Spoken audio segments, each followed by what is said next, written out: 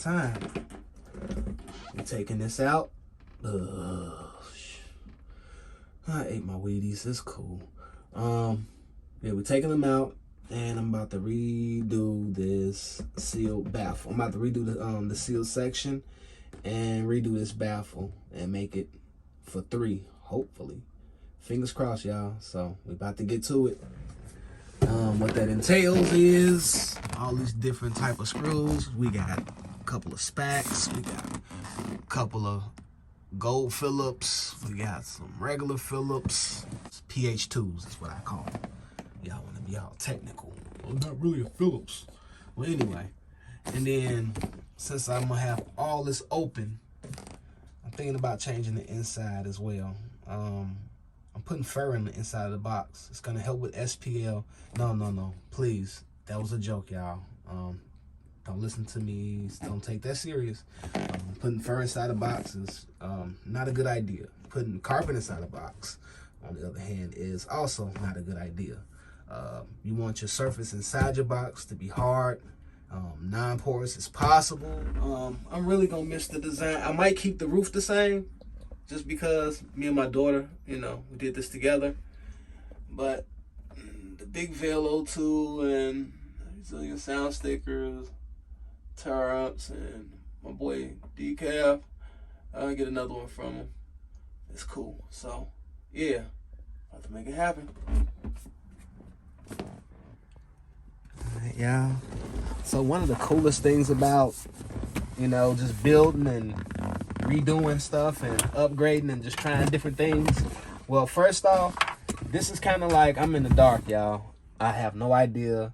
On paper, it says it's possible. It's going to sound good, with the computer win ISD. But we just don't know until, we allow bass into the new enclosure, But right now, for real though, one of the coolest things about what I'm doing right now is kind of like family.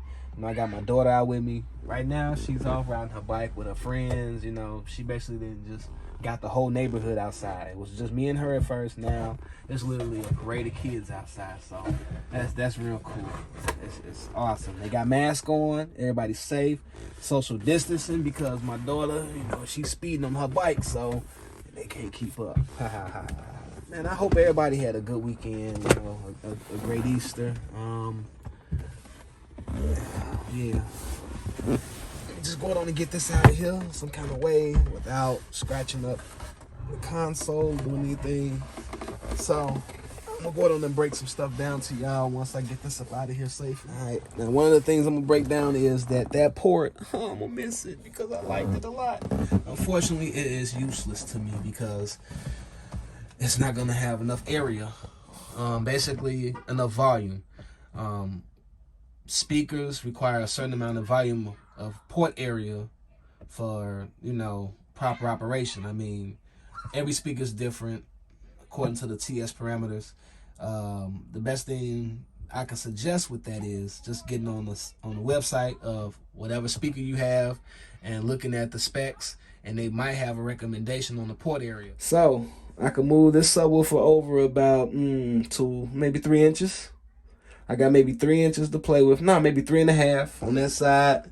And of course, it's the same on that side because everything is pretty much centered. Just looking right here, that's the chamber. I got, everything is separate. So I got, my divider going straight down the middle / support. And I'm going to lose that, unfortunately. So now I'm going to have to brace like crazy from underneath. And my plan with that is wherever the holes are, 2x4 supports, basically 4 all the way around on all sides, and that'll keep everything nice and rigid, hopefully. I'm gonna have to brace like crazy because I'm gonna lose so much strength, and these things are heavy, and just sitting in here is heavy, but when they move, it gets real. I'm just praying that I can actually squeeze a third one up in here. I'm thinking so.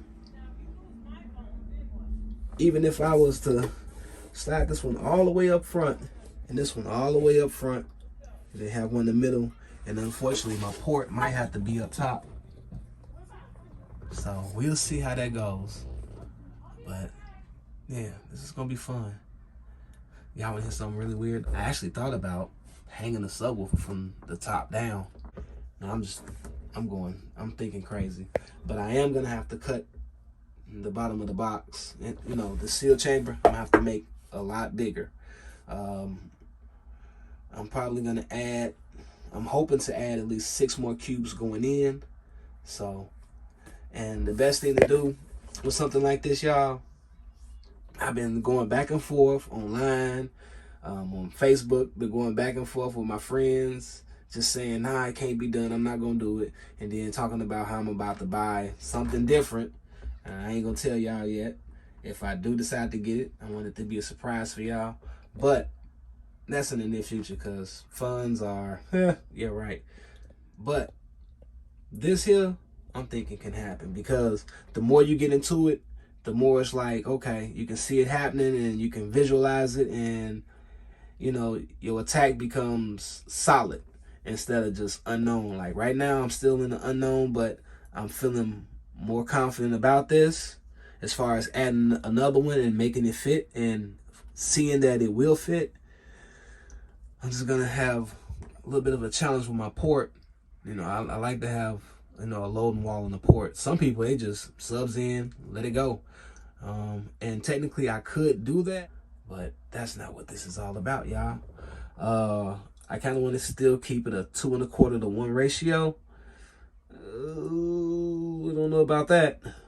It's probably gonna be more like a 1.75 to 1. What I'm gonna do, I'm gonna try to drop this center section, but the only problem when I drop it is the slant back here. It actually goes at an angle, so the further I go down, the more it's gonna come in and shrink this area.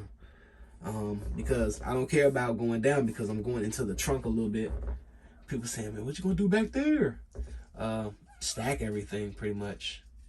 Group everything up as close as I can and stack. All right, y'all, excuse me, I'm trying to talk slow, but time is, you know, working against me here. The sun is getting ready to set, and I gotta pull the car in, etc., etc., etc. But here's my thing. I'm trying my best not to talk like an auctioneer. You know, just start talking really fast to the point where can't nobody really hear me. You know, just start talking like, so I'm trying not to do that. So with that being said, just take a deep breath. And I just removed about, I don't know, about 2 boxes of screws. Now it's about a box, just on the baffle. And of course I had it layered. So basically I had one part for here, one part for there, all screwed in. And then I had another part that came about, you know, came up past this lip. So I screwed into this lip, and then I had another part that comes up about that high. And that screws all into the box and into the first baffle on both sides. And then I got another piece that comes in and goes over it that's shaped for the port cutout, and then that screws into, and that creates a double layer. And then I got another piece that goes on. It's just a beauty board. Right here is the seal section. I really don't want to mess with it as far as dropping it. But I guess I could move the subs a little. I'm gonna have to move them forward anyway, as far as I possibly can, just so that I can get that third one in. But right now, I'm actually about to start taking, take the wires apart. I guess I can do that while I'm making the video with you guys. So just disconnecting everything. It is connected in series. There is no parallel connection going on here because I'm not trying to wire down to a half. Basically, whenever you wire in parallel, your impedance, you could chop it in half. Whenever you wire in series, you can add it up. So, for instance, these are dual 1 ohm coils. So, by wiring up in series, taking my positive over to the negative and making the coil basically go through one, it's going through, coming out, and then going in, and then going through again, the other coil, and coming back out, and then going into the amp. That's basically how the circuit is going. That's a series connection. So you would add both ohm loads up. So it's a dual 1. So 1 + 1, that'd be 2 ohm load. And that's what my amp is. It's rated for 2 ohms. So that's the reason behind that. But say for instance you have a half ohm amp and you want to wire down from dual ones to half ohm. Well, you just go parallel, you know, tie both your negatives together, tie both your positives together. And what that does is it creates a parallel circuit, and according to Ohm's law, your impedance, of course, you know, drops by half. And of course, off subject of impedance and Ohm's law and all that stuff, here's my repair subwoofer in case anybody's wondering. Yeah, we see them tinsels a little dark. I'm gonna have to adjust. I'm gonna have to set my gains a little bit better, or not even. They set, but I'm just gonna have to watch what I'm doing.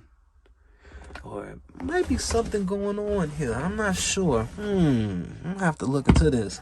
This side is good. Nothing wrong on this side. This side right here, we got purple. It's not really burnt up bad, but you can tell Vella's been clipping. And then on this set of tinsels, I won't know until I flip it over, but I'm thinking they look nice. So what I'm about to do is muscle these speakers up out of here. Might as well get ready for it. Oh yes, it's gonna be fun, y'all. Oh my God. So I'm gonna get ready to get them out, and stay tuned.